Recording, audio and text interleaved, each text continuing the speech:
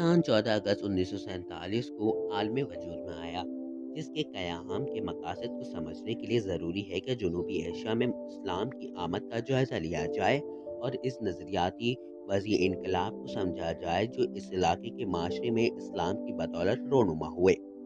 यही हालात तहरीक पाकिस्तान का असल पस मंज़र हैं। अरब ताजिर कदीम ज़माने से अपने तजारती लेन देन के सिलसिले में जनूबी एशिया में आते जाते थे।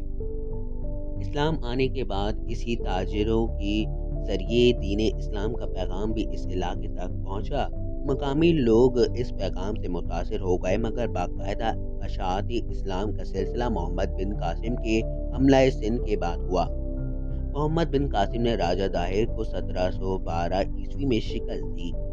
इसके बाद बुजुर्गान दीन की जनूबी एशिया में आमद शुरू हुई। ऐसे ही वीडियोस देखने के लिए हमारे इस चैनल को सब्सक्राइब करें और बेल आइकन दबाएं ताकि हर आने वाली अपडेट आपको मिले सबसे पहले।